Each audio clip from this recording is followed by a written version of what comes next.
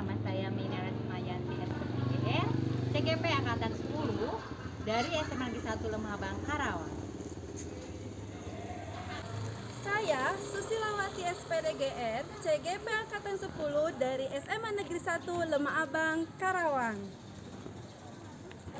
Saya Nining Sri Rahayu SPDGR, CGP Angkatan 10 Kabupaten Karawang, SMA Negeri 1 Lemah Abang, Karawang. Assalamualaikum warahmatullahi wabarakatuh. Kami akan melaksanakan diseminasi aksi nyata budaya positif, di mana ada 6 konsep inti dari budaya positif. Yang pertama, disiplin positif dan nilai-nilai kebajikan universal. Yang kedua, teori motivasi, hukuman, dan penghargaan restitusi. Ketiga, materi keyakinan kelas. Dan keempat, 5 kebutuhan dasar manusia. Yang kelima, 5 posisi kontrol. Dan yang keenam, segitiga restitusi. Selamat menyaksikan. Assalamualaikum warahmatullahi wabarakatuh.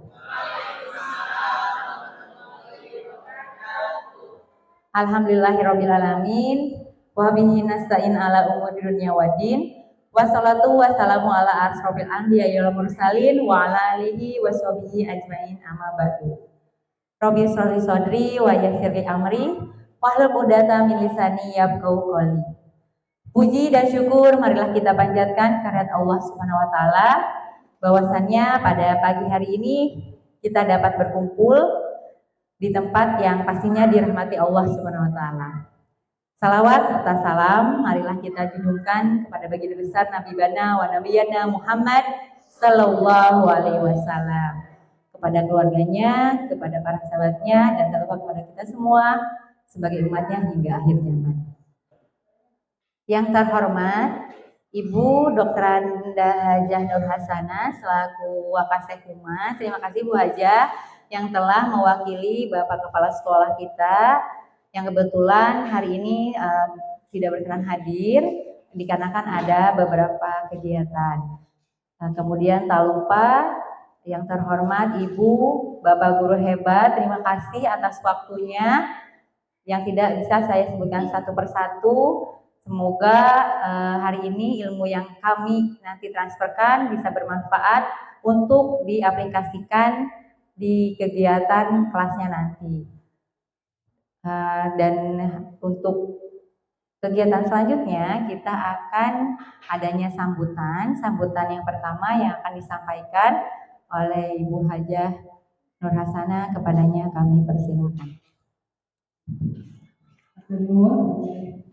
Bismillahirrahmanirrahim. Assalamualaikum warahmatullahi wabarakatuh. Waalaikumsalam warahmatullahi wabarakatuh. Alhamdulillah, nahmaduhu wa nasta'inuhu wa nastaghfiruh wa na'udzu billahi min shururi anfusina wa min sayyi'ati a'malina. Man yahdihillahu fala mudilla lahu wa man yudlil fala hadiya lahu.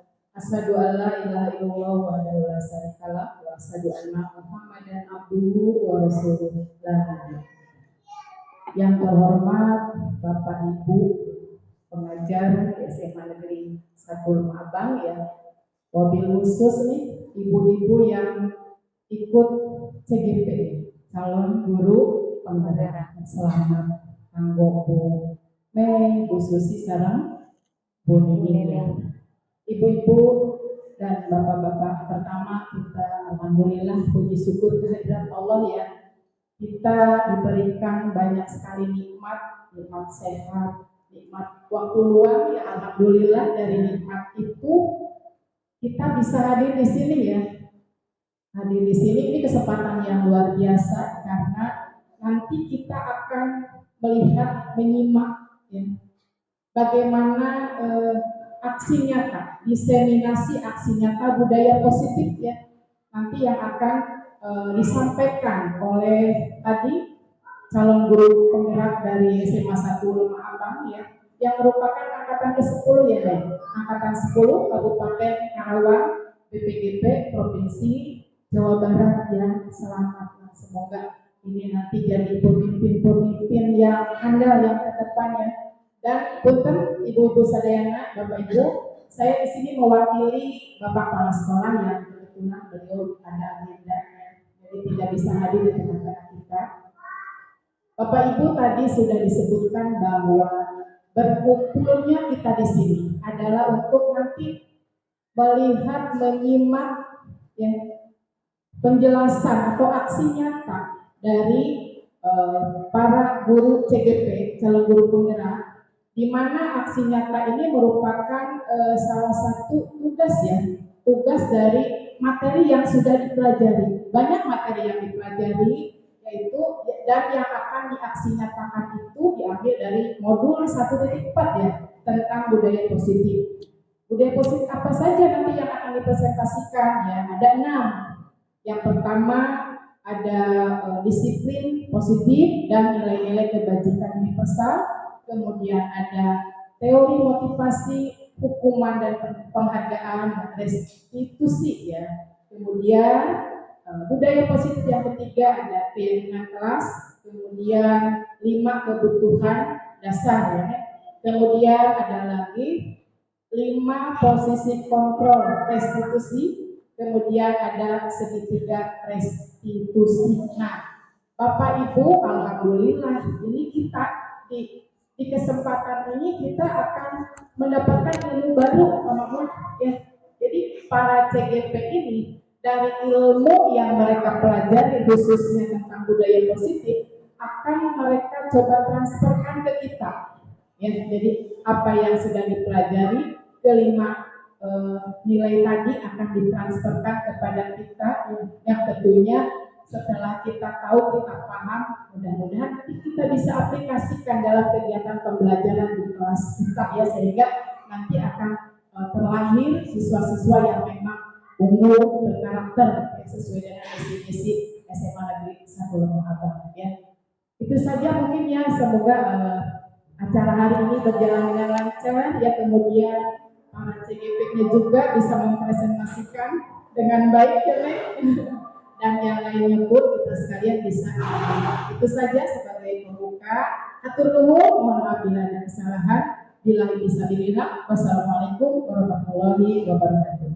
Waalaikumsalam warahmatullahi wabarakatuh. Baik Bu Haji, terima kasih atas sambutannya dan semoga harapan kita semua dapat terkabul oleh Allah SWT.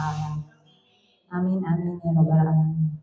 Baik Bapak Ibu guru, kita akan langsung lanjut ke materi yang akan kita sampaikan, di mana tadi sudah disampaikan juga oleh Bu Haji, di mana ada 6 budaya positif yang nantinya akan kita sampaikan, hanya saja tidak ke 6-6-nya kita akan sampaikan. Nah, di sini kita sudah membagi 2 materi masing-masing yang akan kami sampaikan, dan kebetulan saya kebagian di materi yang pertama dan materi yang kedua. Baik, kita akan lanjut saja. Bismillahirrahmanirrahim. Assalamualaikum warahmatullahi wabarakatuh. Nah, sebelum kita lanjut ke materi, saya ada sedikit pantun buat Bapak Ibu. Belum. Oke, tapi nyontek dulu ya Bapak Ibu. Oke. Mentari terbit belumlah tinggi. Jalan sendiri menunggu pacar. Assalamualaikum, selamat pagi. Semoga acara ini berjalan lancar. Terima kasih. Amin. Oke. Di sini untuk diseminasi aksi nyata budaya positif, jadi ada 6 materi. Yang pertama teori kontrol dan nilai-nilai kebijakan universal, teori motivasi itu akan dijelaskan oleh saya sendiri. Kemudian untuk keyakinan kelas dan 5 kebutuhan dasar manusia itu akan dijelaskan oleh Ibu Susilawati, SPDGR. Kemudian untuk posisi kontrol, restitusi dan segitiga restitusi akan dijelaskan oleh Ibu Nining Sri Rahayu, SPDGR. Baik Bapak Ibu guru hebat, kita akan mencoba di sini permainan namanya cobalah buka. Nah, tadi saya sudah meminta, bukan buka kancing Paule ya. Nanti Bapak Ibu guru hebat akan duduk berpasangan. Jadi kenapa harus duduk berpasangan? Karena di sini akan diminta ya 2 orang. Nah, yang pertama itu nanti itu akan disebutnya atau dikasih label A, dan yang satu lagi dikasih label B. Nah, sekarang kita akan tentukan siapa yang akan jadi A dan siapa yang akan jadi B. Enggak, sesuai kesepakatan bersama. Nah, oke. Sudah sepakat? Oke, kalau sudah sepakat, kita mulai mempelajari ngapain aja ya. Oke, kita akan mencari tahu tugasnya apa. Nah, di sini ada Anda dan teman Anda akan melakukan kegiatan. Cobalah buka. Anda adalah A. Mana yang ada di? Oke, A. Oke. Kemudian di sini saya akan membacakan tugas A ini akan sebagai apa, ya. Nah, tugasnya silahkan yang kebagian A itu mengepalkan salah satu tangannya. Nah, silakan kepalkan salah satu tangannya, ya. Oke, sudah dikepal? Sudah. Oke, coba Anda bayangkan bahwa Anda menyimpan sesuatu yang sangat berharga di dalam kepalan tangan Anda. Jadi di dalam kepalan Anda, tangan Anda itu ada sesuatunya yang sangat-sangat berharga. Nah, Anda perlu menjaga benda tersebut sekuat tenaga Anda. Sudah dijaga? Sudah. Jangan sampai lepas ya. Karena begitu pentingnya untuk kehidupan Anda. Jadi di dalam itu penting banget gitu ya. Padahal tadi itu tidak ada apa-apa gitu kan, ini seumpamanya. Oke, nah sekarang tugas yang B tadi sudah sepakat ya, yang B siapa? Oke, nah tugas yang B ini adalah mencoba dengan segala cara untuk membuka kepalan tangan, ya, kepalan tangan Anda nih. Nah ya, teman Anda yang B boleh nih ngapain aja ya, yang B nih membunuh, menghardik, mengintimidasi, etek cina-cina ya, memarahi, sampai menggoda, menggelitik juga boleh ini ya, ini udah. Ya, bahkan menawari Anda uang. Nah ya, agar Anda bersedia membuka kepalan tangan Anda. Nanti tagih aja ya, uangnya kasih. Nah, Bapak Ibu ya. Nah, cobalah lakukan kegiatan, cobalah buka ini di atas dengan B secara bergantian. Nah, nanti Bapak Ibu bergantian ya. Nah, masing-masing ada B memiliki waktu 30 detik saja. Nah ya, sesudah itu kita akan diskusi. Mangga Bapak Ibu debat, kita praktekkan. Ya, silakan dimulai. Gimana? Ya, silakan mulai. Ya.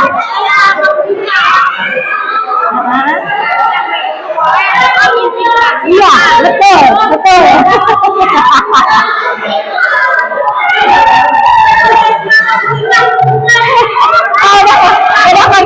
Udah kebuka. Siapa yang kebuka?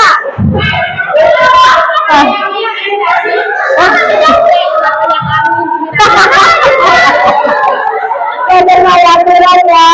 Ayo, siapa yang kebuka? Siapa? Kebuka. Oke.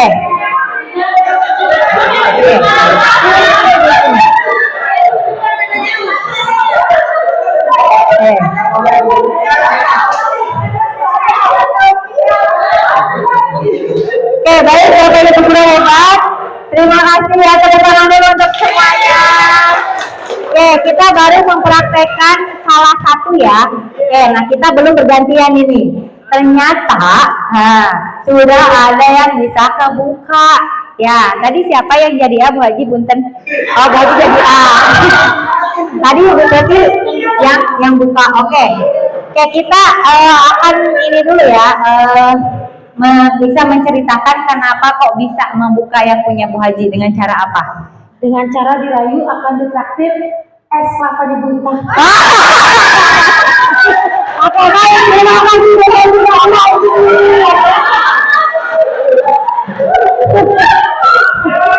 Oke.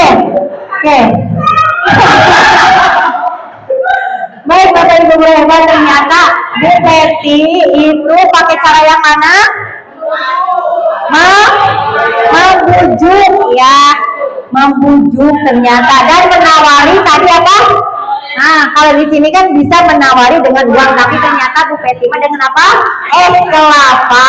Jadi akhirnya bisa kebuka. Oke, 30 detik yang kedua kita akan bergantian ya, supaya merasakan satu dengan yang lainnya untuk kegiatan yang tadi. Cobalah buka. Mangga Bapak Ibu hebat, silahkan 30 detik ya, kita gantian. Mangga.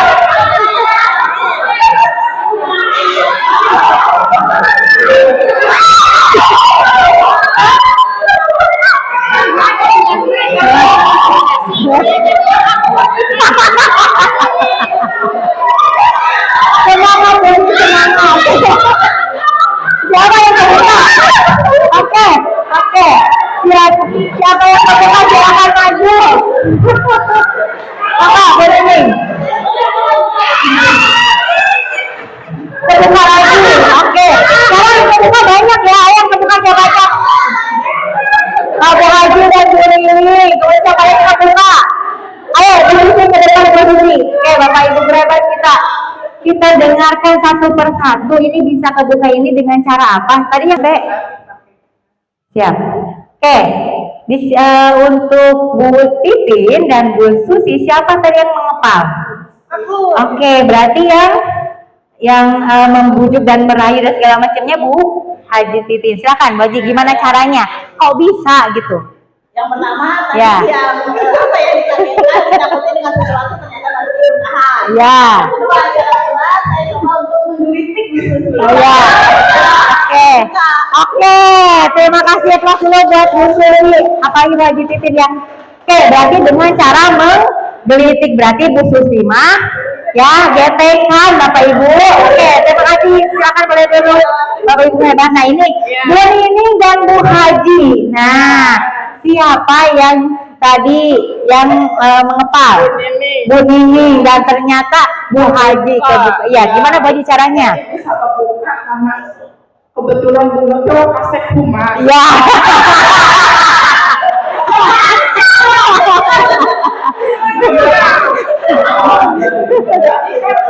Kalau mau izin, aku ke humasnya.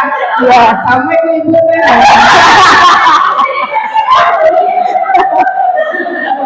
Pokoknya kalau kepala tangannya tidak dibuka, ini mulai pasien izin.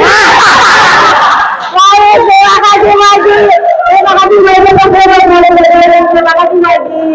Oke, baik Bapak Ibu hebat. Oke, sudah semua. Terima kasih, luar biasa prakteknya.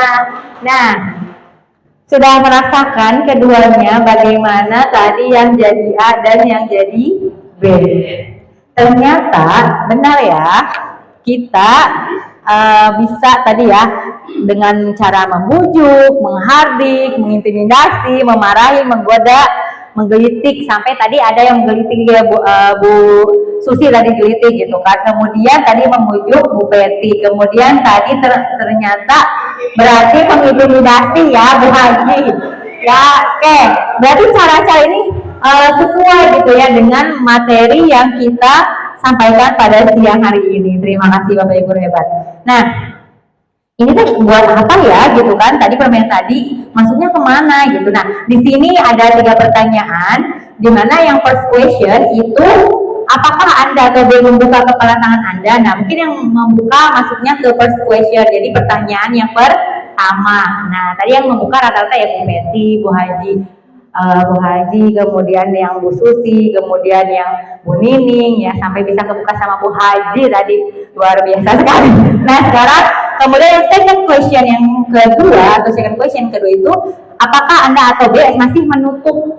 Nah ya itu yang second question. Nah yang menutup tadi rata-rata Bu Indri sama Bu Deti, ya itu masih menutup. Kemudian dia intimidasi ya Bu Hana itu ya. Bu Hana dengan Umi Ayu, nah, kemudian tadi Paule dengan Pak Mahmud itu masih ya, berarti masuknya ke second question. Nah, yang first question itu dalam ini sebetulnya siapa yang memegang kendali. Jadi intinya di sini kontrol itu itu ada membuka atau menutup kepalan tangan. Jadi yang mengontrol itu intinya siapa Bapak Ibu yang mengontrol tadi? Diri sendiri, betul sekali. Jadi diri kita sendiri yang mengontrolnya. Nah, di sini ya kita merefleksikan apa yang sudah kita tadi laksanakan gitu kan ya. Nah, kemungkinan jawaban kita itu rata-rata ya bervariasi. Ada yang memang ada yang udah kebuka, kemudian ada yang bertahan. Nah, kemudian siapa yang sebenarnya memegang kontrol itu ya tadi ya.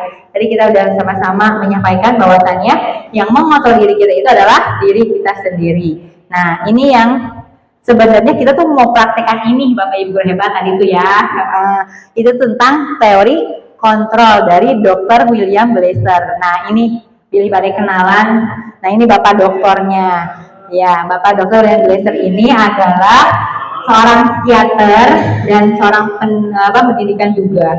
Di mana di sini menurut Bapak William ini ada 4 ilusi. Jadi ilusi guru mengontrol murid, ada ilusi bahwa semua penguatan positif itu efektif dan bermanfaat, dan ilusi bahwa kritik dan membuat orang merasa bersalah dapat menguatkan karakter, dan ilusi bahwa orang dewasa memiliki hak untuk memaksa tadi ya. Jadi orang dewasa. Jadi kalau tadi bukan orang dewasa ya, tapi jabatan ternyata bisa ya untuk memaksa orang gitu ya. Dan ini benar sekali ya menurut dokter dan itu tadi kita sudah praktekkan, betul sekali ternyata bisa ya Bapak Ibu hebat. Oke, kita lanjut ke teori selanjutnya. Jadi untuk materi 1-2 ini kebanyakannya teori Bapak Ibu hebat. Jadi kita akan memberikan informasi terkait teori-teori. Nah, stimulus respon kepada pendekatan teori kontrol. Nah, di sini untuk stimulus respon ini mungkin Bapak Ibu hebat pernah mendengar yang praktek tikus ya. Kalau tikus dikasih stimulus ini makanan, kalau dia masuk ke labirin, kalau misalnya dia salah aja jalan, dia bakal ketangkep. Tapi kalau misalnya dia dikasih, dia jalannya benar, pasti akan dikasih makanan. Nah, itu gitu kan stimulus respon ini. Nah, untuk teori kontrol ini dengan stimulus respon ini ya, itu seperti apa? Nah, ini dikemukakan oleh Bapak Stephen R. Covey, di mana bila kita ingin membuat kemajuan perlahan atau sedikit-sedikit, ubahkan sikap atau perilaku Anda. Nah, jadi kalau kita ingin maju dengan perlahan, berarti yang dirubah itu adalah perilaku atau sikap kita. Nah, namun bila kita ingin memperbaiki cara-cara utama kita, maka kita perlu mengubah kerangka acuannya. Nah, ubahlah bagaimana Anda melihat dunia, bagaimana Anda berpikir tentang manusia, ubahlah paradigma Anda, skema pemahaman dan penjelasan aspek-aspek tertentu tentang realitas. Nah, jadi antara stimulus respon dengan teori kontrol ini berbeda loh Ibu hebat. Gitu. Jadi kalau misalkan untuk stimulus respon ini itu istilahnya berbanding terbalik gitu ya, seperti itu terkait dengan tentang realitas. Nah, kita lanjut lagi. Nah, di sini stimulus respon tentang dunia. Ini teori kontrol tentang dunia, di mana realitas atau kebutuhan kita sama itu menurut stimulus respon. Tapi ternyata menurut teori kontrol tentang dunia, realitas atau kebutuhan kita itu berbeda. Nah, seperti itu. Jadi antara stimulus respon dengan teori kontrol itu berbanding terbalik gitu kan. Di sini kan semua orang melihat hal yang sama. Nah, di sini mas setiap orang memiliki gambaran yang berbeda. Kalau menurut teori kontrol seperti itu ya Bapak Ibu. Di sini ada beberapa juga ya stimulus respon dengan teori kontrol ini gitu. Baik, kita akan lanjut. Nah, tadi kita sudah belajar tentang teori kontrol. Nah, untuk saya, kita lanjut ke makna berdisiplin. Nah, di sini makna disiplin di sini, di mana ada kemerdekaan, disitulah harus ada disiplin yang kuat. Sungguh pun disiplin itu bersifat self-disiplin, yaitu kita sendiri yang mewajibkan kita dengan sekeras-kerasnya. Tetapi itu sama saja, sebab jikalau kita tidak cakap melakukan self-disiplin, wajiblah penguasa lain mendisiplin diri kita. Nah, ini menurut Bapak Ki Hajar Dewantara. Jadi kalau misalkan kita nggak disiplin nih, gitu kan. Nah, biasanya orang yang nggak disiplin itu, gitu kan ya. Misalnya kita ada aturan, harusnya datang tepat waktu. Baik gitu. Tapi ternyata lingkungan ya akhirnya mendisiplinkan si A ini gitu kan untuk datang tepat waktu karena memang ada aturan tersebut gitu. Jadi makanya di sini menurut Bapak Ki Hajar Dewantara itu kalau kitanya tidak istilahnya keras-kerasnya maksudnya menurutnya tidak punya disiplin dalam diri kita, ya kita akan didisiplinkan oleh lingkungan gitu. Seperti itu Bapak Ibu hebat. Nah, di sini ada nilai-nilai kebajikan universal dari 6 institusi atau organisasi. Kok ke sini ya nyambungnya? Nah, kalau kita berdisiplin, pasti kita itu punya nilai-nilai kebajikan pastinya Bapak Ibu hebat. Nah, makanya di sini dari teori itu ada 6 ya, ada 6 institusi atau organisasi yang menjelaskan terkait nilai-nilai kebajikan universal, yaitu yang pertama dari profil pelajar Pancasila, yang pastinya Bapak Ibu hebat sudah tidak asing lagi ya dengan mendengar tentang profil pelajar Pancasila. Yang pertama itu apa Bapak Ibu hebat Bu Teti? Profil pelajar Pancasila apa yang pertama? Beriman, bertakwa kepada Tuhan Yang Maha Esa dan berakhlak mulia. Iya, terima kasih Bu Peti. Tepuk tangan dulu Bapak Ibu berhebat. Nah, kemudian ada juga bernalar kritis ya, kemudian berkebinekaan global, gotong royong dan mandiri sendiri ya, iya kreatif dan terakhir apa? Berfokus kepada bernalar kritis dan satu lagi apa? Berfokus kepada murid ya Bapak Ibu hebat. Nah kemudian yang kedua IBO atau Primary Years Program, di mana ini juga salah satu organisasi terkait tentang nilai kebajikan. Kemudian ada 9 pilar karakter, petunjuk seumur hidup dan keterampilan khusus. Nah ini adalah The Seven Essensi Virtus dan yang terakhir The Virtus Project. Nah, keenam ini adalah organisasi yang memiliki nilai-nilai kebajikan universal. Jadi mereka itu ada poin-poinnya terkait dengan nilai-nilai kebajikan universal yang bisa kita anut gitu ya. Nah, lanjut lagi ke materi kedua. Nah, tadi materi pertama sudah selesai Bapak Ibu hebat. Mungkin sebelum saya lanjut ke materi kedua, ada yang ingin bertanya? Sudah paham semuanya?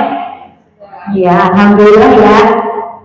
Oke, kita lanjut ke materi kedua, yaitu teori motivasi, hukuman dan penghargaan dan restitusi. Nah, untuk teori motivasi ini, ada 3 motivasi perilaku manusia. Ya, dari siapa? Dari Diane Gozet, katanya dalam bukunya tentang restructuring school discipline, di mana menyatakan ada 3 motivasi perilaku manusia. Yang pertama apa, Bu Betty? Yang pertama Untuk menghindari ketidaknyamanan atau hukuman. ya, untuk menghindari ketidaknyamanan atau hukuman. Nah, di sini biasanya orang punya motivasi karena dia tidak ingin menghindari ketidaknyamanan atau mendapatkan hukuman. Akhirnya dia termotivasi. Misal, saya takut kesiangan, saya takut dihukum, saya mau berangkatnya pagi-pagi aja gitu, misalkan seperti itu. Nah, ini adalah yang pertama gitu kan, dia takut menghindari hukuman gitu ya, menghindari ketidaknyamanan dia gitu, daripada saya misalnya kayak anak murid kita gitu kan, kalau misalkan saya kesiangan nanti saya dihukum. Nah, akhirnya dia datangnya ya pagi-pagi gitu kan, seperti itu. Nah, ini adalah motivasi yang paling rendah Bapak Ibu ternyata. Nah, semoga nggak ada ya Bapak Ibu hebat. Di sini motivasinya paling tinggi nih di sini nih ya. Nah, kemudian yang kedua itu untuk mendapatkan imbalan atau penghargaan dari orang lain. Nah, ini yang kedua Bapak Ibu hebat ya. Ini tahapan yang keduanya. Jadi kalau misalkan ada yang dapat imbalan tadi kan, dapat imbalan es kelapa. Nah, ini berarti masuknya ke motivasi yang kedua ya, seperti itu. Jadi kalau misalkan dapat imbalan atau penghargaan itu adalah masuknya ke motivasi tingkat kedua. Nah, untuk yang terakhir, yang ketiga ini, di mana untuk menjadi orang yang mereka inginkan dan menghargai diri sendiri dengan nilai-nilai yang mereka percaya. Jadi kalau saya kesiangan, saya pasti ini adalah namanya nilainya dia. Jadi kalau kita punya nilai, saya berdisiplin misalkan dalam hatinya. Nah, berarti kan pastinya dalam kesehariannya pun ya beliau akan berdisiplin gitu kan. Seperti kakak kita tercinta nih Bu Haji, biasanya Bu Haji rajin sekali. Bu Haji nilai-nilai apa yang Bu Haji miliki akhirnya datang gitu tepat waktu, seperti itu Bu Haji. Iya, intinya kesadaran aja dulu. Iya. Kesadaran diri sendiri bahwa itu udah menjadi kesadaran lahir karena kita ada tanggung jawab. Ya. Ketika di sekolah kita yang memang kita harus hadir tepat waktu, kita mencoba tepat waktu semaksimal mungkin mengusahakan. Ya. Itu nama kesadaran dan karena ada rasa tanggung jawab. Terima kasih Bu Haji, aplaus dulu Bapak Ibu hebat. Terima kasih luar biasa, ini sebagai panutan kita semua ya. Dimana berarti kontrol diri dan motivasi dari Bu Haji sampai tiap hari tepat waktu ke sekolah, karena memang ya tadi balik lagi ke diri sendiri gitu ya, kesadaran diri sendiri. Baik Bapak Ibu hebat, kita langsung ke pertanyaan reflektif. Nah, di sini ada cerita ya, Ipa kurang menguasai pelajaran matematika sehingga pada saat pelajaran tersebut, nah berarti ini guru matematika ya, Bu Indri sama Pak Ule. Nah, berlangsung dia lebih banyak berdiam diri atau menggambar di buku pelajarannya. Pada saat guru matematikanya Pak Seno, nah berarti harusnya bukan Pak Seno ya, Pak Sule harusnya ya, menanyakan pertanyaan IPA menjadi gugup dan tak sengaja menjatuhkan tasnya ya. Jadi pada saat IPA ini ditanya sama Pak Ule, nah ya Pak Seno mulai ini mah ya, jadi gugup, jadi sampai si tasnya itu jatuh serta tiba-tiba menjadi gagap gitu ya. Nah, pada saat berupaya menjawab, seluruh kelas pun tertawa melihat perilaku IPA yang bicara tergagap dan terkejut. Pak Seno pada saat itu membiarkan teman-teman IPA itu menertawakan IPA yang tergagap dan lalu luar biasa, dan malahan minta IPA itu untuk maju ke depan dan berdiri di depan kelas sambil menunjuk hidungnya Bapak Ibu. Nah, gini-gini ya, ditunjuk. Nah, karena tidak bisa menjawab pertanyaan dari Pak Seno. Pak Seno itu siapa sih tadi Bapak Ibu hebat? Pak Ule. Guru matematika. Saya cuma pengen Pak Ule. Ayo kita ganti aja deh Pak Senonya. Oke, kelas makin gaduh dan anak-anakku tertawa melihat IPA di depan kelas memegang ujung hidungnya. Nah, baik Bapak Ibu hebat. Ini pertanyaan reflektifnya, kita lihat pertanyaannya apa yang kita sama-sama akan menjawab. Apakah Anda setuju dengan tindakan Pak Seno terhadap IPA? Nah, gimana Bu Haji, setuju nggak Bu Haji? Tidak setuju ya. Walaupun apa itu murid, kita harus berlaku baik dan sopan. Iya, baik Bu Haji. Ya, terima kasih Bu Haji, jawaban yang luar biasa. Betul Bapak Ibu hebat. Terima kasih. Ya. Oke, yang dimana pertanyaan pertama ini nampaknya rata-rata Bapak Ibu hebat juga tidak setuju ya. Kalau misalkan murid kita itu ya pada saat ditanya kemudian gugup ya, ini ditertawakan oleh teman-temannya sekelas, malah diminta untuk maju ke depan. Di depan tidak bisa menjawab, malah ditunjuk hidungnya gitu kan, seperti itu ya. Nah, kemudian kita akan menjawab pertanyaan kedua. Menurut Anda, tindakan Pak Seno itu terhadap IPA adalah sebuah hukuman atau konsekuensi? Nah, menurut Bu Indri, masuknya ke hukuman atau konsekuensi ya? Menurut saya kalau disebut hukuman juga kayaknya apa ya, dia tadi tidak melakukan kesalahan ya. Iya. apa kata apa tadi teh karena dia memang lagi jadi nggak fokus gitu tadi posisinya. Kita balikin lagi ya. jawab gitu ya. Kita balik lagi ke sini. Nah, jadi IPA itu, nah, mana tak ini ya. IPA itu berdiam diri menggambar di buku pelajaran. Jadi IPA tuh lagi menggambar aja, sedangkan gurunya lagi menjelaskan gitu Bu Idri. Iya. Apa yang dilakukan oleh IPA juga bukan hal yang benar ya. Jadi Ya. harusnya pada saat guru sedang memberikan pembelajaran kan dia harusnya mendengarkan. Betul. Tetapi apa yang dilakukan oleh Pak Seno juga kalau saya kurang setuju ya. Kalau memang itu disebut sebagai suatu hukuman, sepertinya bukan itu cara yang benar gitu. Jadi harusnya mungkin diingatkan yang dengan cara yang lebih baik, karena kalau dilakukan hal seperti tadi dihukum langsung di depan, mereka bukan akan menyukai, malah akan lebih tidak menyukai pelajarannya. Betul, gitu iya, ya. betul Bu Itu Idri. mungkin ya Bu ya. Iya, baik. Terima kasih Bu Indri, Pak Sulun, Bapak Ibu berhebat. Terima kasih. Nah, jadi ternyata dengan cara hukuman atau menghukum ya IPA itu ternyata ya bisa akan mengakibatkan hal yang negatif juga gitu ya, dikarenakan ya tadi gitu kan, karena kalau misalkan kita adanya hukuman kepada siswa dan ternyata ini luar biasa akan berdampak ya, tidak hanya ya rasa malu dia gitu ya, psikisnya dia itu pun akan nanti terganggu gitu kan, malah minta pindah sekolah ya gara-gara tadi ya Pak Seno ini gitu ya. Mudah-mudahan hanya di SMA kita mah tidak ada ya Bapak Ibu, bukan Pak Seno dan Pak Seno ada ayah gitu ya, dan mudah-mudahan perilakunya pun tidak ada gitu ya di sini. Amin. Nah, kita lanjut ke materinya. Jadi tadi kita sudah merefleksi di mana hukuman atau konsekuensi itu. Nah, tadi kan ada pertanyaan, itu maksudnya hukuman atau konsekuensi ya. Nah, kita jawab bareng-bareng Bapak Ibu. Di sini ada 6 kalimat terkait hukum ini, kita akan menentukan hukuman atau konsekuensi ya dari ke-6 itu. Yang pertama, mencatat 100 kali di dalam buku kalimat. Saya tidak akan terlambat lagi karena terlambat ke sekolah. Kira-kira ini hukuman atau konsekuensi Pak Makmun? Konsekuensi, betul. Karena apa tadi?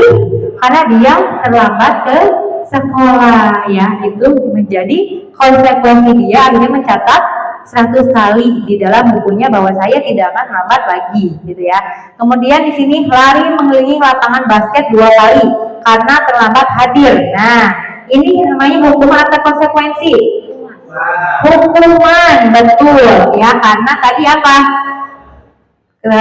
Terlambat hadir ya. Jadi dia akhirnya diminta untuk lari mengelilingi lapangan. Baik, kita lanjut ke langsung ke-6 aja Bapak Ibu. Berjemur di lapangan basket pukul 12 siang karena mengobrol dengan teman. Nah, kira-kira hukuman atau konsekuensi? Hukuman ya. Suruh berjemur ya di lapangan basket pada pukul 12 siang gitu kan, karena mengobrol dengan temannya ya. Jadi artinya dia jadi dihukum gitu kan, bukan konsekuensi ya Bapak Ibu. Oke, kita lanjut lagi, berarti Bapak udah lebih paham. Oke, nah kita langsung ke dihukum itu oleh penghargaan. Kira-kira kalau misalkan dihukum oleh penghargaan itu efektif tidak ya Bapak Ibu berdebat? Kalau dihukum oleh penghargaan, kira-kira kita tuh misalkan anak itu misalkan ya di sini nah di sini ya mengemukakan bahwa penghargaan maupun hukuman adalah cara-cara mengontrol, ketemu lagi nih, perilaku seseorang yang menghancurkan potensi untuk pembelajaran yang sesungguhnya. Artinya penghargaan yang kita berikan itu ternyata ya tidak bisa istilahnya menguatkan ya. Jadi nantinya akan yang tadi di sini ya. Nah, ya menghancurkan potensinya. Menurut Hon, secara ideal tindakan belajar itu sendiri adalah penghargaan yang sesungguhnya, seperti itu. Baik Bapak Ibu hebat, di sini adalah dihukum oleh penghargaan. Nah, dihukum tapi oleh penghargaan, cenah ya. Oke, di sini ada beberapa poin di mana ini adalah teori, balik lagi Bapak Ibu hebat.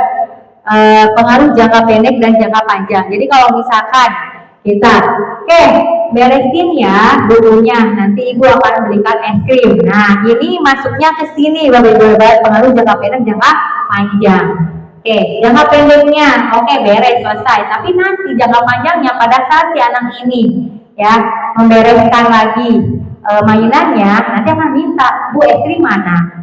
Nah, seperti itu. Ya, karena memang tadi kita pernah memberikan penghargaan itu gitu kan. Awalnya kita hanya berpikir ya udah deh, yang penting selesai, yang penting rapi gitu kan. Tapi ternyata ini akan berpengaruh. Nah, ini pengaruhnya itu jangka pendek, jangka panjang. Kemudian penghargaan tidak efektif. Nah, penghargaan tidak efektif ini di mana diberikan menjadi tidak efektif gitu kan penghargaannya, itu seperti itu. Nah, kemudian di sini ada penghargaan merusak hubungan, penghargaan mengurangi ketepatan, penghargaan menurunkan kualitas, penghargaan mematikan kreativitas, penghargaan menghukum motivasi dalam diri. Nah, ini seharusnya yang kita miliki, Bapak Ibu hebat ya, motivasi dari dalam diri sebenarnya ya.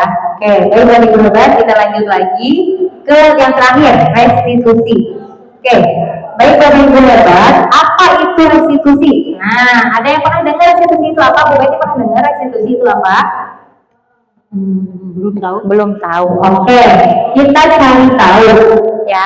Jadi restitusi itu proses kolaborasi yang mengajarkan murid untuk mencari solusi untuk masalah mereka dan membantu murid berpikir tentang orang seperti apa yang mereka inginkan dan bagaimana mereka harus memperlakukan orang lain. Nah, jadi restitusi ini adanya proses kolaborasi antara murid dengan guru, ataupun misalkan kalau di rumah antara ibu dengan anak atau ayah dengan anak. Kalau paman maupun ayah dengan ibu. Oke. Oke. Baik Bapak Ibu hebat, materi kedua sudah selesai. Ada pertanyaan sebelum saya dulu? Oke, tidak ada. Kalau tidak ada berarti sudah paham semuanya. Kita aplaus dulu untuk Bapak Ibu hebat. Terima kasih Bapak Ibu hebat. Nah, terima kasih atas atensinya. Kurang lebihnya saya mohon maaf, banyak kata-kata tindakan saya yang kurang berkenan ya. Dari itu saya akan tutup untuk materi 1 dan 2 maksudnya ya. Nanti kita lanjut ke rekan saya 2 orang lagi. Kita akan lanjut berarti ke Bu Susi terlebih dahulu, kemudian akan lanjut ke Bu Nining. Kepada Bu Susi kami persilakan, tapi saya tutup dulu ya materinya. Wassalamualaikum warahmatullahi wabarakatuh. Assalamualaikum warahmatullahi wabarakatuh. Ya. Selamat siang Bapak Ibu guru hebat. Nah, bagaimana kabarnya? Alhamdulillah, luar biasa. Allahu Akbar. Biar tambah semangat ya. Terima kasih sudah bisa berkumpul di sini untuk mengikuti seminar mungkin ya yang kami adakan sebagai tugas di modul 1.4 pendidikan guru penggerak. Terima kasih kepada Bapak Ibu guru hebat, kepada Bu Haji yang sudah menyempatkan untuk bisa hadir. Baiklah, kita langsung mulai saja materi untuk aksi nyata modul 1.4 budaya positif itu menyebarkan pemahaman dan pengalaman penerapan budaya positif. Nah, materi yang akan saya paparkan yaitu mengenai keyakinan kelas. Mengapa keyakinan kelas? Mengapa tidak peraturan kelas saja? Saya akan memberikan contoh pada 2 pertanyaan. Mengapa kita memiliki peraturan tentang penggunaan helm pada saat mengendarai kendaraan roda 2 atau motor? Nah, ada yang bisa menjawab kenapa pakai helm itu perlu gitu? Boleh Bu Teti. menurut saya pakai helm itu adalah kebutuhan, karena kita tidak tahu di jalan apakah dekat rumah atau kalau jauh bisa saja terjadi jatuh atau kecelakaan. Seperti saya setiap hari walaupun dekat dari kosan ke sekolah tetap memakai helm, walaupun tidak ada polisi, karena saya tahu kepala saya lebih berharga.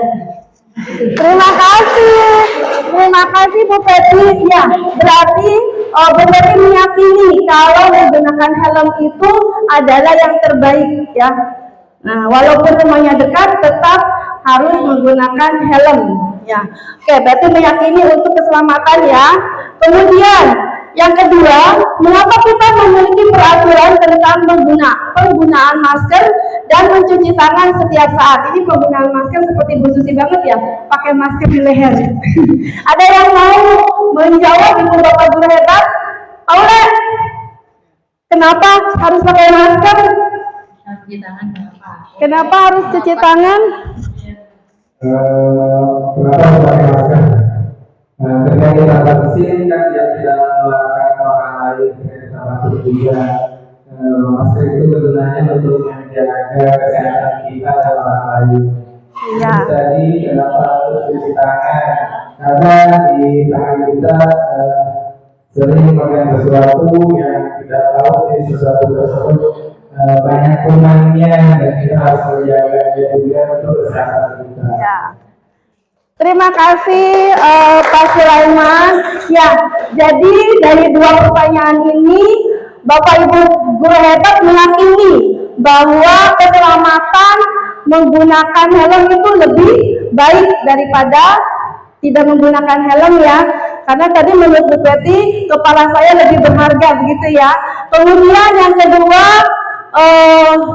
menurut Pak Ure menggunakan masker itu, Pak Ure meyakini kalau menggunakan masker itu bisa membuat kita lebih sehat dan bisa membuat orang lain juga lebih sehat. Misalnya kalau seseorang lagi sakit, kemudian kalau tidak menggunakan masker pasti akan menulari orang lain, bersin misalnya seperti itu.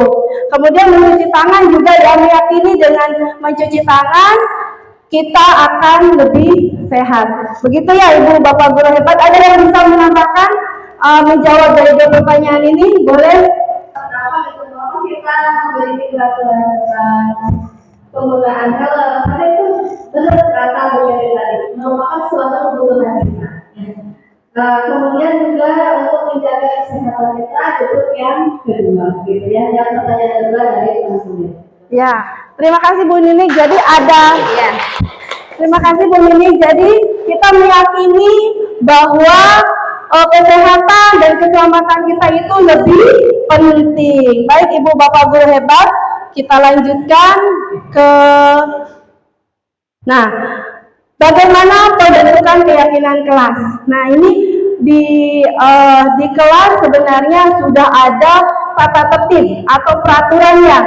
Misalnya kemarin saya lihat di kelas 11 IPS 3 sudah ada tata tertib tidak boleh membawa HP misalnya, karena memang handphone itu tidak diperbolehkan dibawa ke sekolah kita ya, tata tertibnya. Nah, ini bagaimana pembentukan keyakinan kelas. Nah, yang pertama, untuk membuat keyakinan kelas ini, kalimatnya itu harus lebih abstrak. Oh iya, Ibu Bapak Guru, keyakinan kelas itu sebenarnya hampir mirip dengan peraturan kelas, ya. Namun dalam keyakinan kelas, kalimatnya itu harus lebih universal. Bentuknya juga harus lebih positif. Baik, kita bahas satu persatu. Yang pertama, keyakinan kelas ini dibentuk dengan kalimat yang lebih abstrak dari peraturan. Misalnya, dilarang mencontek. Dilarang mencontek itu dibuat dalam bentuk tidak positif ya, dilarang gitu ya. Seharusnya bagaimana pembuatnya? Dilarang mencontek, seharusnya harus jujur, harus jujur ya. Nah, misalnya itu ya. Kemudian apalagi?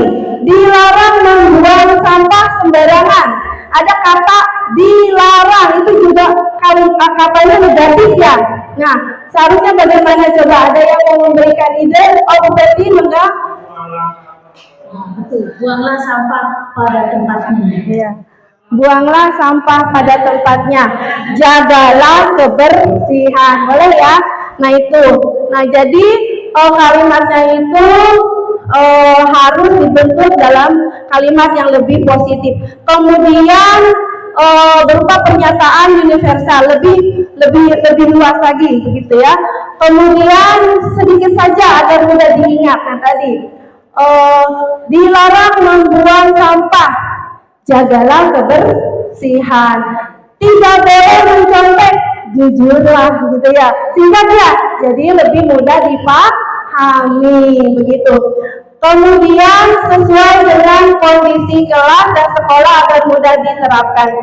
Coba Ibu Bapak Guru hebat, ada yang mau memberikan ide bagaimana atau membuat kalimat sebagai keyakinan kelas selain dua contoh tadi. Ada yang mau memberikan contoh, enggak? Patri. Lebih umum. Misalkan di situ kan ada merokok ya, mungkin yang kita utamakan kesehatan. Nah, itu. Ya, misalnya.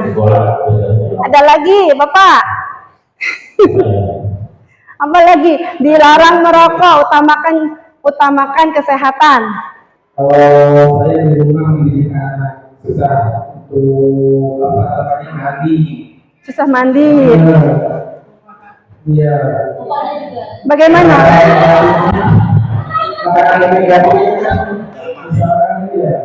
Saya mandi nanti bau. Oh gitu ya. Kalau saya ini mau dibanding sama saya apa mau mandi? Oh gitu. Jadi mandinya sama saya. Ya.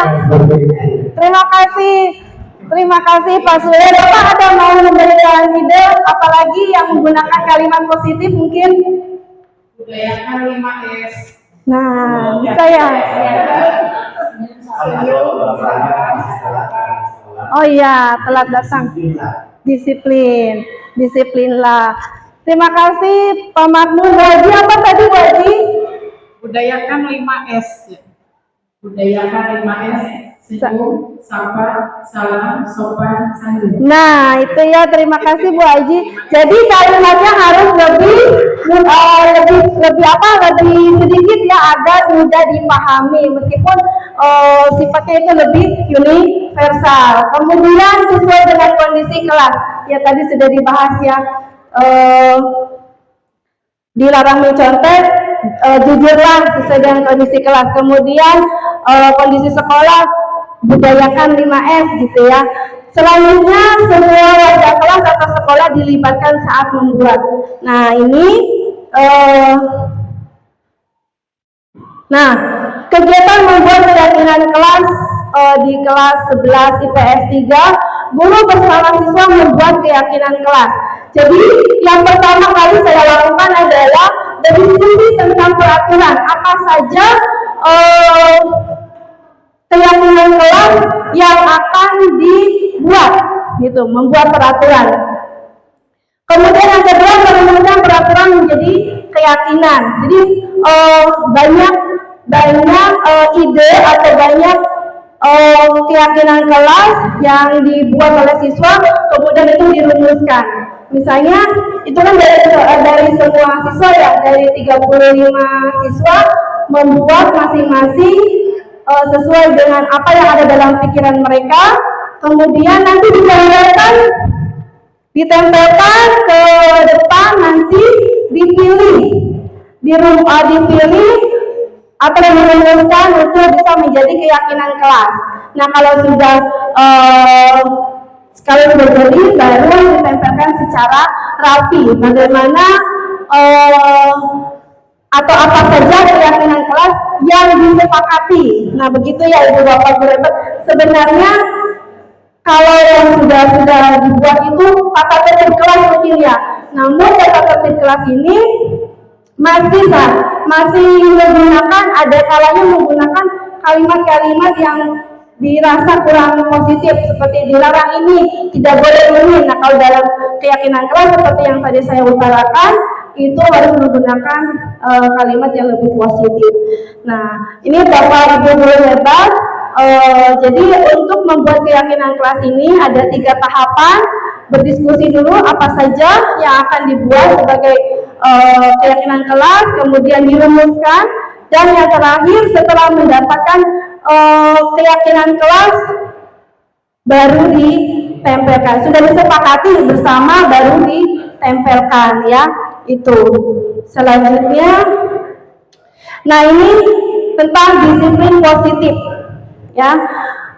Nah, disiplin positif di sekolah kita ini sudah banyak budaya disiplin ya. Contohnya setiap hari Senin pagi harus ngapain? Ibu bapak guru hebat? Harus upacara ya. Upacara dimulai dari kepala sekolah, wakil kepala sekolah, ibu bapak guru hebat sampai ke TU dan Caraka pun harus mengikuti upacara. Itu merupakan salah satu budaya positif yang sudah ada di sekolah kita dan harus diikuti oleh semua warga sekolah. Ya. Kemudian budaya positif apa saja ibu bapak guru hebat yang ada di sekolah kita? Ya, mangga. Untuk kebiasaan yang sudah kita terapkan di pagi hari itu pada hari Jumat. Hari Jumat. Iya, terima kasih Bu Maina. Jadi sekolah kita ini dari sudah lama ya memiliki kebiasaan positif untuk melaksanakan sholat duha di hari Jumat. Nah, selain sholat duha kita juga langsung melaksanakan atau bersama melaksanakan membaca surat Al-Kahfi ya, kemudian bersalawat bersama. Nah, itu juga merupakan salah satu budaya positif yang sudah lama dilaksanakan di sekolah kita. Nah, lagi mungkin ada lagi budaya positif ya, Mei. Kebiasaan yang hari Jumat tuh. ya. Disiplin minum tablet tambah darah tuh ini nggak pada mana. Dia kan putri kita tambah sehat. Dan kebiasaan masih di hari Jumat juga ada gerakan memungut sampah. Itu sudah diterapkan alhamdulillah di Desember. Iya. Merupakan kebiasaan positif. Terima kasih Bu Haji. Jadi ada banyak kebiasaan positif atau yang sudah dilaksanakan di sekolah kita ya, yang tadi disebutkan. Semoga budaya positif ini terus dikembangkan dan harus tetap terus berkembang gitu ya, bertahan dan terus berkembang. Jangan sampai budaya positif ini jadi yang sudah baik menjadi menurun. Nah, jadi ini perlu kerjasama, kolaborasi bagi kita semua sebagai warga dari sekolah kita SMA Negeri 1 Lemah Abang. Baik Ibu Bapak guru hebat. Nah, dalam budaya kita, makna kata disiplin itu diartikan menjadi sesuatu yang dilakukan seseorang pada orang lain untuk mendapatkan kepatuhan. Kita cenderung menghubungkan kata disiplin dengan ketidaknyamanan. Nah, jadi kalau misalnya kita tidak kalau misalnya ada siswa datang terlambat ke sekolah, ya, nah nanti ada sanksi atau ada hukuman. Nah, kemudian dia siswa tersebut merasa berintrospeksi diri, saya harus berdisiplin pada diri saya sendiri. Jadi asalnya itu motivasinya itu dari dalam diri sendiri, itu yang bagus ya. Nah, jadi supaya dia merasa nyaman, tidak mendapatkan hukuman, maka siswa tersebut datang lebih pagi. Nah, begitu Ibu Bapak guru hebat. Kemudian sebagai pendidik, tujuan kita adalah menciptakan anak-anak yang memiliki disiplin dini sehingga mereka bisa berperilaku dengan mengacu pada nilai-nilai kebajikan universal dan memiliki motivasi intrinsik. Nah, yang tadi saya jelaskan ya, motivasi intrinsik itu berarti berasal dari diri sendiri, bukan diiming-imingi dengan pujukan, bukan diiming-imingi dengan rayuan, apalagi takut dengan hukuman. Nah itu ya.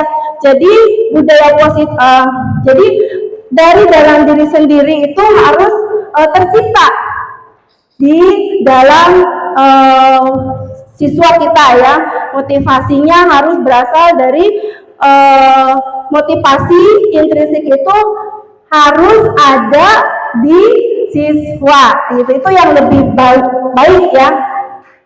Selanjutnya Bapak Ibu hebat, disiplin positif merupakan salah satu cara penerapan disiplin yang bertujuan untuk menumbuhkan kesadaran serta memberdayakan anak untuk melakukan sesuatu. Ya sama seperti tadi ya, takut dihukum, mau dapat hadiah, baru disiplin itu berarti motivasinya dari luar ya, ekstrinsik. Nah jadi Ibu Bapak Guru hebat, mudah-mudahan bisa membimbing Bapak serta didik kita untuk memiliki motivasi yang berasal dari diri sendiri atau motivasi intrinsik.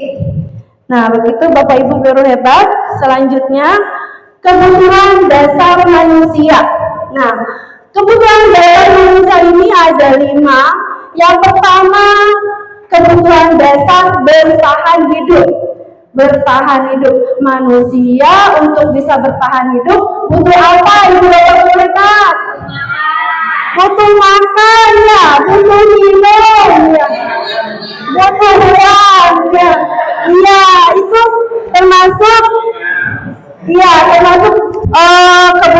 kebutuhan dasar manusia bertahan hidup. Tanpa makan, tanpa minum berarti tidak ada kehidupannya. Kemudian kebutuhan dasar yang kedua itu adalah butuh kasih sayang dan rasa diterima. Nah ini ya, coba ini butuh kasih sayang. Siapa yang tidak butuh kasih sayang? Oh.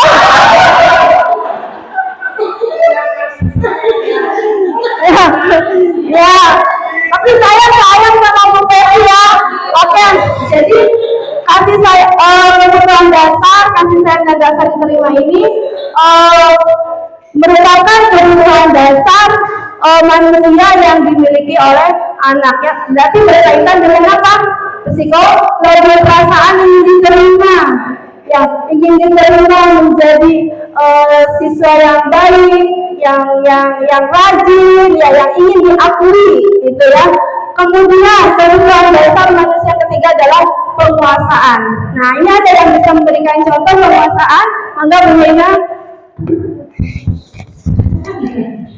Kalau penguasaan itu mungkin ini ya, kebutuhan penguasa itu seperti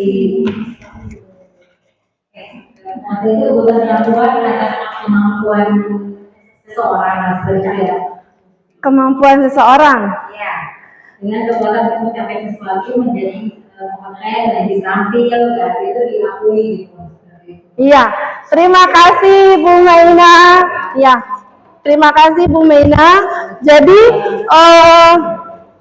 kebutuhan penguasaan itu berhubungan dengan kekuatan untuk mencapai sesuatu. Kemudian keempat, kebutuhan dasar manusia yang keempat itu adalah kebebasan. Manusia pada dasarnya ingin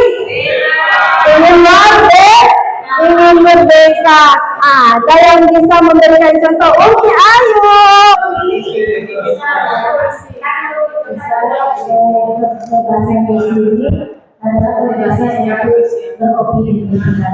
Oh iya. Berpendapat. Iya. Bebas ya, bebas berpendapat, bebas bebas berpendapat, bebas mengungkapkan sesuatu. Kemudian kalau misalkan dalam kita pemilu, bebas apa ya? Bebas memilih, jangan tergoda dengan rayuan. Ya, ya, ya. Jadi kebutuhan dasar manusia yang keempat adalah kebebasan, misalkan bebas untuk berpendapat, bebas untuk memilih ya. Kemudian yang kelima, kebutuhan dasar yang kelima adalah kesenangan. Coba ada yang mau senang-senang tidak? Pada umumnya setiap manusia itu ingin bahagia, ingin senang. Ada yang memberikan contoh, Bu Haji Titin.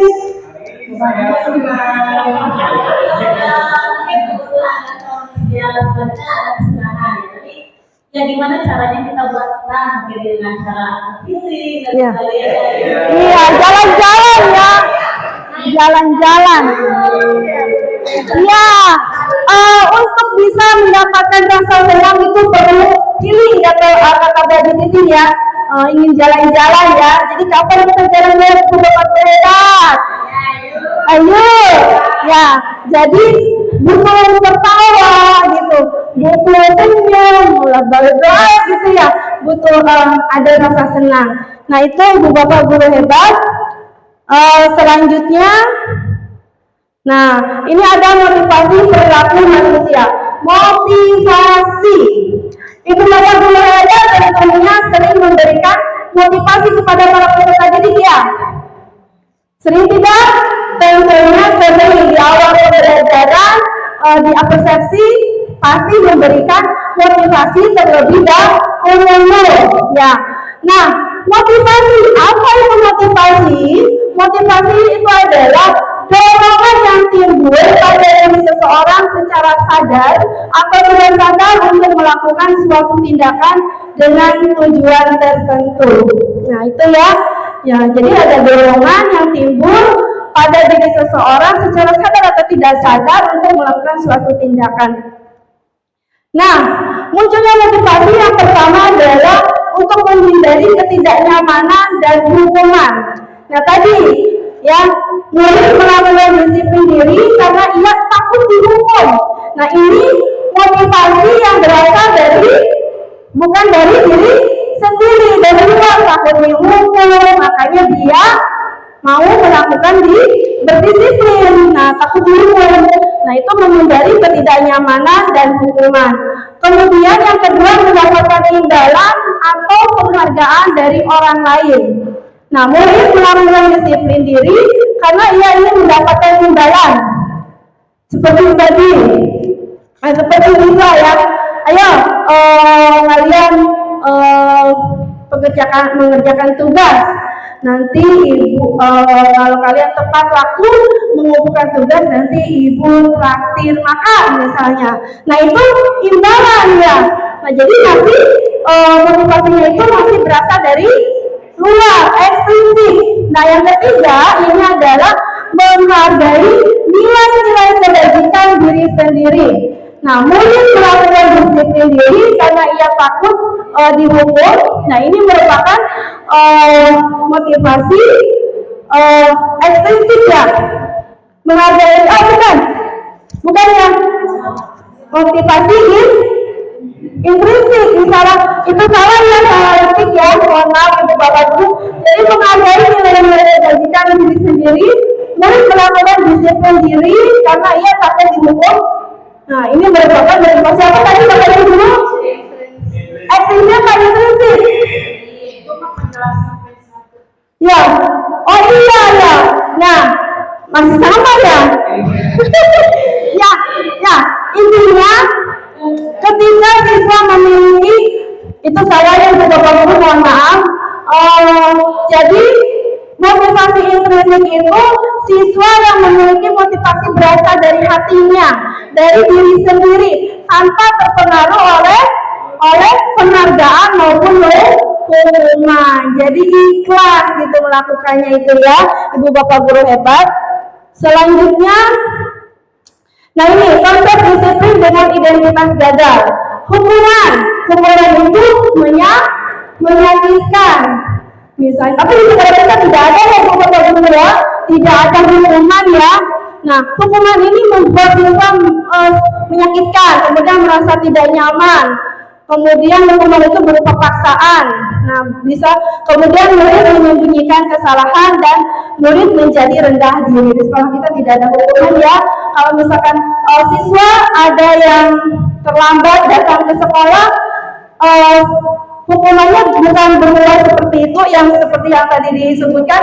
Di sekolah kita itu kalau misalnya ada yang datang terlambat, mereka biasanya pesantren di ruang wakasa ya untuk baca surat ayat ya, untuk membaca atau mengaji ayat-ayat suci Al-Quran begitu. Kemudian yang kedua, penghargaan. Ini juga penghargaan ini juga tidak efektif ya. Mereka menurunkan, nanti ada sifat iri, mematikan kreativitas, nah, kemudian menghukum dengan sistem lagging dan merampas hak menghargai dirinya. Nah, jadi ini penghargaan juga masih bukan disiplin yang gagal ya, masih termasuk disiplin yang gagal. Penghargaan termasuk disiplin dengan identitas gagal. Selanjutnya Ibu Bapak Guru, ini ada konsekuensi. Nah, konsekuensi ini berupa penerapan jangka pendek. Nah, kemudian perlu monitoring berkelanjutan, ada stimulus dan respon. Kemudian murid menghormati peraturan dan kehilangan waktu untuk merenungi kesalahan. Nah, yang kedua untuk disiplin dengan identitas sukses itu adalah restitusi. Nah, dalam restitusi ini murid bertanggung jawab untuk perilakunya. Kemudian fokus pada pemecahan masalah jangka panjang. Kemudian murid menghormati dirinya dan orang lain. Selanjutnya teori kontrol, dirinya yang memegang kontrol. Kemudian murid bersemangat memperbaiki kesalahan. Nah, jadi konsep disiplin dengan identitas sukses ini ada konsekuensi dan ada restitusi. Nah, Ibu Bapak Guru hebat, apa itu restitusi? Nah, ini restitusi itu adalah proses menciptakan kondisi dari murid untuk memperbaiki kesalahan mereka sehingga mereka bisa kembali pada kelompok mereka dengan karakter yang lebih kuat. Ini teori dari Dawson ya. Kemudian apa saja ciri-ciri restitusi? Yang pertama, bukan menebus kesalahan. Nah, kemudian memperbaiki hubungan, tawaran bukan paksaan ya. Nah, kemudian menuntut untuk melihat ke dalam diri, mencari kebutuhan dasar yang mendasari tindakan, kemudian fokus pada karakter bukan tindakan, dan menguatkan serta fokus pada solusi. Nah, Ibu Bapak Guru hebat, ini ada perbedaan. Ada contoh kasus siswa yang sering tidak mengerjakan PR misalnya. Ini ada perbedaan antara hukuman, konsekuensi, dan restitusi. Nah, hukuman itu guru menghukum siswa untuk menghormat bendera selama 10 menit. Nah, ini gurunya marah, muridnya jadi takut ya, atau terlambat datang ke sekolah, siswa dihukum untuk membersihkan kamar mandi misalnya. Itu kan akan membuat siswa menjadi takut. Nah, tapi kalau kita tidak seperti itu ya Bapak Guru. Kemudian konsekuensi, guru memberikan konsekuensi untuk mengerjakan PR-nya saat istirahat atau dikerjakan sebanyak 3 kali lipat. Ini guru bersikap tegas. Guru bersikap tegas dan siswa menghormati peraturan. Selanjutnya restitusi. Nah, restitusi ini lebih ke guru menanyakan keyakinan kelas dan membantu siswa untuk menyelesaikan masalahnya. Misalnya, siswa datang terlambat ke sekolah. Nah, ditanya dulu, kenapa terlambat, gitu ya. Nah, jadi jangan disambut dengan teriak memarahi dengan sini kamu ya, itu tidak boleh ya. Nah, guru terbuka dalam restitusi ini, guru terbuka dan siswa menghormati dirinya serta orang lain. Baiklah, Ibu Bapak Guru hebat. Demikian paparan dari saya. Mohon maaf atas segala kekurangan. Mungkin ada yang mau bertanya, mangga. Sudah jelas ya, sudah cukup ya. Terima kasih Ibu Bapak Guru hebat atas waktu yang sudah diberikan. Mohon maaf. Assalamualaikum warahmatullahi wabarakatuh. Assalamualaikum warahmatullahi wabarakatuh. Ya, selamat siang Bapak Ibu Guru hebat. Ya, terima kasih telah hadir di sini untuk meluangkan waktunya.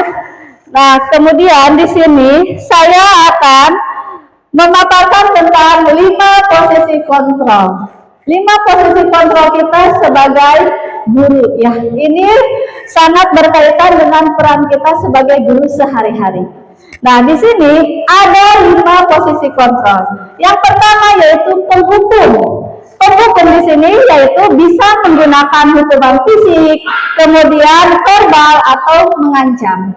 Kemudian yang kedua, pemberi rasa bersalah. Nah, menggunakan bahasa yang lembut namun dapat membuat orang lain merasa tidak nyaman, bersalah dan rendah diri. Kemudian yang ketiga yaitu teman. Dengan mengontrol murid yaitu dengan bujukan ya. Kemudian yang keempat adalah pemantau, melandaskan tindakan pada peraturan dan konsekuensi. Nah, selanjutnya yaitu manajer, mempersilahkan murid mempertanggungjawabkan perilakunya dan mendukung murid untuk menemukan solusi atas permasalahannya sendiri. Nah, kemudian di sini ada contohnya dalam 5 posisi kontrol. Contoh yang pertama yaitu kasusnya, misalkan di sini ada siswa tidak memakai atribut lengkap saat upacara bendera, ya. Nah, di sini jika kita sebagai guru penghukum, maka kita langsung menghukum anak tersebut atau siswa tersebut hormat pada bendera selama 1 jam. Nah, kemudian sebagai pembuat merasa bersalah, kita sebagai guru berapa kali ibu misalkan ya bapak harus memberitahukan kamu selalu saja mengecewakan ibu misalkan. Jadi siswa itu merasa bersalah dengan kata-kata kita. Selanjutnya yaitu contohnya lagi masih sama, siswa tidak memakai atribut lengkap saat upacara bendera ya. Nah, misalkan di sini sebagai pemantau, kamu sudah melanggar peraturan sekolah. Kamu tahu konsekuensinya. Setelah upacara, kamu beri atributnya ke koperasi dan jangan diulangi lagi. Nah, kemudian ada lagi yaitu sebagai teman. Sebagai teman, jadi kita pendekatannya seperti teman ke siswa itu ya. Ayo dong, misalkan ikuti aturan sekolah. Tolong bantu ibu, misalkan ya. Sudah tidak ada apa-apa. Lain kali jangan sampai berbuat seperti ini lagi. Begitu. Nah, selanjutnya sebagai manajer. Sebagai manajer misalkan, apakah kamu tahu kesalahanmu? Kira-kira bagaimana kamu memperbaiki kesalahanmu? Ya. Nah, selanjutnya yaitu ada di sini beberapa posisi kontrol. Posisi kontrol apakah aku? Ya, kita sebagai guru, kamu tidak pernah benar melakukannya. Maka posisi kontrol apa, Bapak Ibu? Apa? Sebagai penghukum. Ya, sebagai penghukum. Alasannya Bu Haji? Alasannya ya langsung memponis ya. Iya. Anak kamu tidak pernah benar melakukannya. Iya. Kita tidak mau menanyakan dulu ke anak kenapa anak itu melakukan kesalahan. Ya. Langsung jebret gitu. Ya. Ya, terima kasih teman-temannya untuk Bu Haji Nur ya. Betul sekali, sebagai penghukum kita tidak menanyakan apa dulu alasan dia ya, tapi langsung menghukum saja. Selanjutnya, apa rencanamu untuk menyelesaikan masalah ini? Berarti posisi kontrol kita sebagai manajer. Ya, ada yang mau memberikan alasannya? Wajib lagi? Iya, apa kamu untuk menyelesaikan masalah ini sebagai manajer? Iya. Dari permasalahan anak, ya kita coba cari tahu dulu kenapa salahnya. Jadi kesalahan atau bukan, kemudian ya untuk memperbaiki kesalahan itu rencana akan seperti apa untuk memperbaiki. Iya. jadi tidak langsung mogok ke tim manajer. Iya, betul sekali. Ya, terima kasih Bu Haji. Benar ya, ini sebagai manajer. Kemudian ada lagi, ayolah lakukan demi ibu sayang, misalkan ya. Ini sebagai apa? Teman, coba Bu Susi. Jadi guru itu menganggap siswanya sebagai teman. Jadi bahasanya lebih lembut. Ayolah kamu mengerjakan tugas. Iya. Lebih lembut tidak serem. Iya, ya benar sekali ya. Ini sebagai teman. Selanjutnya, kamu tidak pernah mendapat nilai jika tidak mengerjakan tugas. Sebagai pembuat hukum atau pemantau. Ya. Yang 5. Ya. Sebagai pemantau. Kenapa maksudnya alasannya?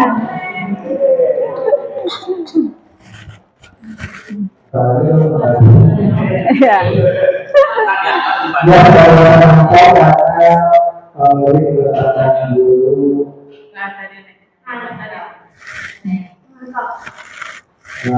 sebagai penonton ya kamu sudah tadi kamu sudah pernah mendapat nilai jika tidak mengerjakan tugas. Jadi guru sebagai penonton, jadi anak harus dipantau dan melakukan hal yang berulang-ulang selama beberapa kali. Jadi setiap sesuatu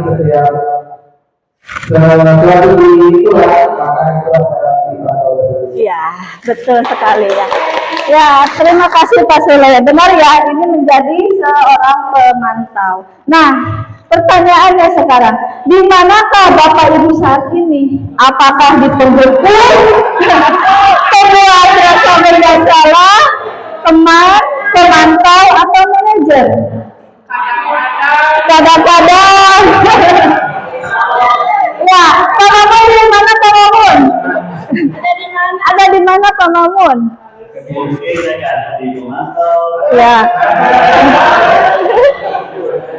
Ya. Lebih ke teman, ya. Mungkin Pak Mamun lebih ke teman ya, tetapi kita mungkin harus jangan terlalu dekat juga ya dengan siswa, karena takutnya ada kecemburuan sosial. Cinlok. Ya, ditakutkan ada cinlok ya. Oke, nah diharapkan kita sebagai guru itu sudah ke tahap yaitu manajer ya, idealnya seperti itu. Selanjutnya segitiga restitusi.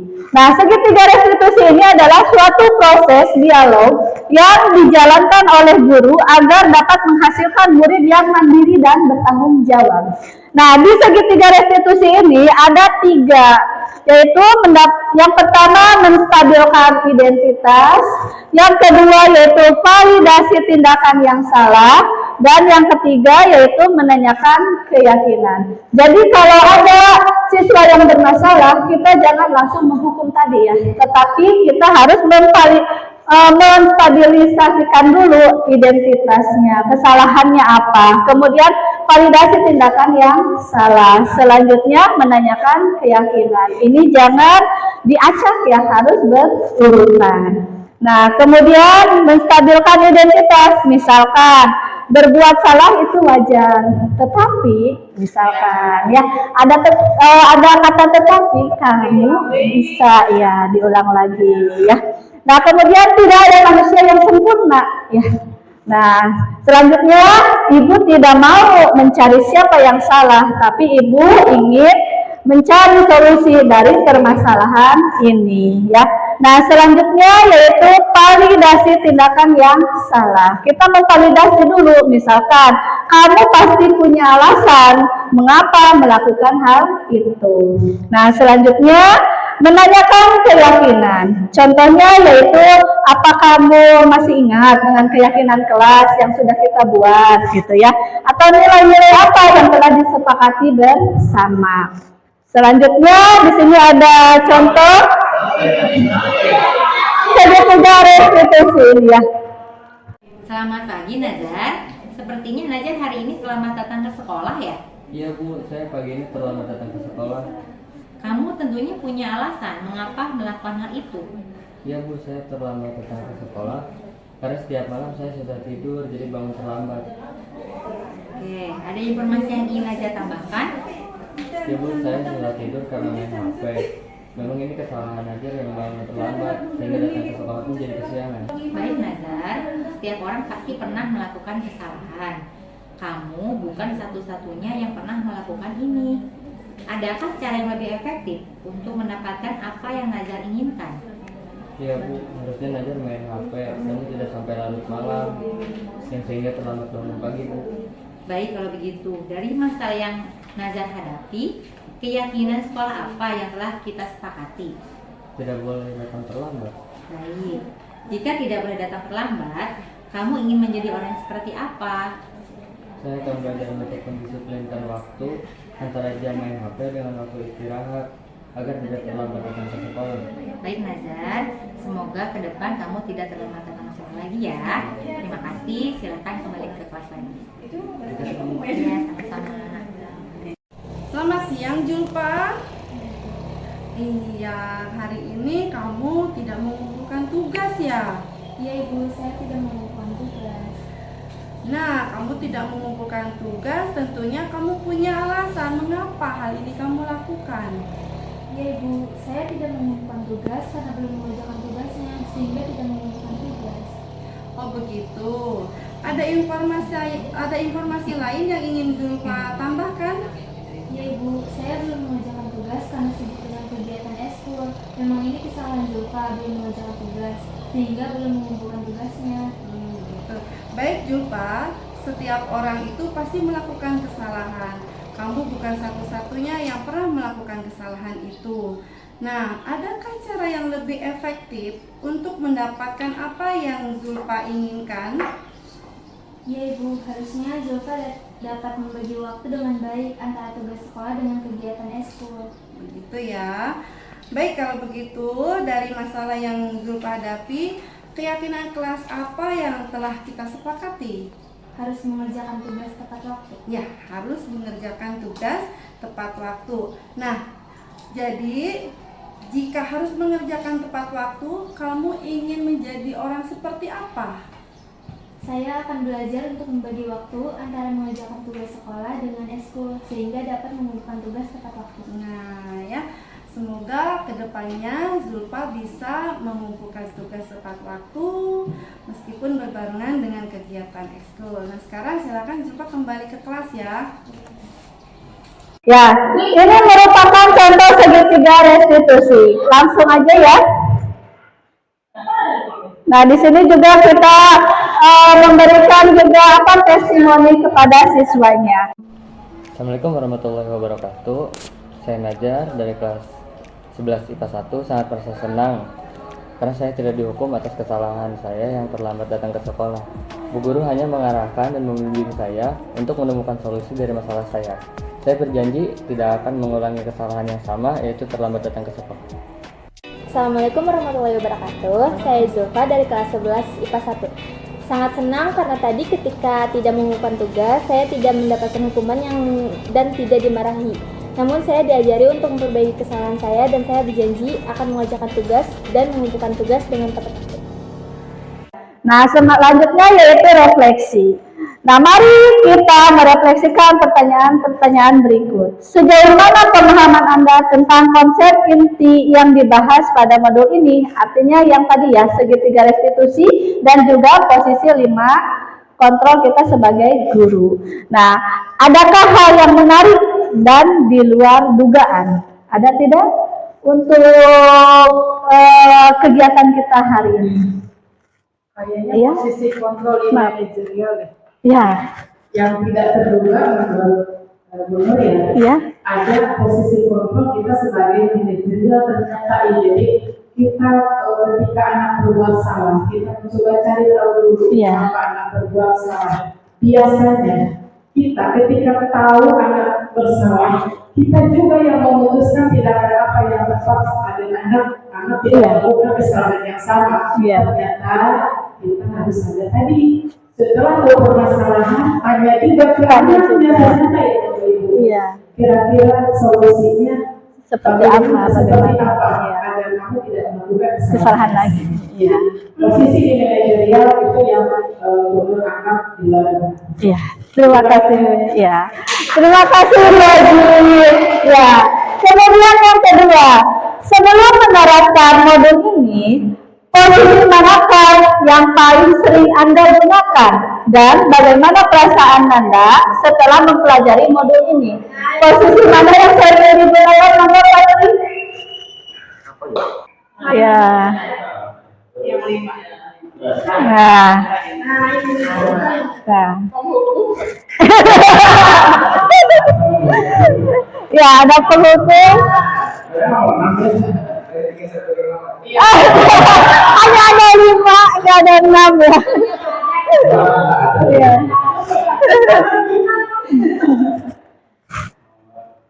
Berapa ya? 2 kayaknya ya.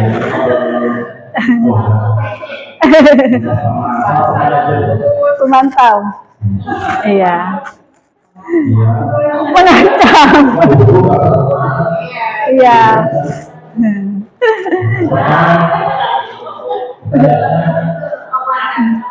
Apa ya? Pemantau atau manajer kira-kira. Iya. Kalau manajer terlalu tinggi. Terlalu ideal ya. Iya. Ya, berarti sebagai pemantau ya. Ya. Pemantau Pamamun ya. Karena Pamamun itu sebagai teman, ya harus dipantau. Agar tidak ada cimok lagi ya.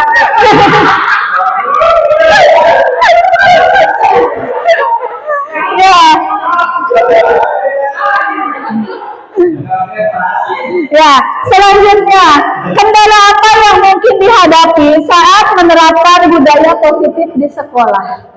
Ya, siapa yang mau memberikan alasannya? Apa saja solusi yang dapat dilakukan?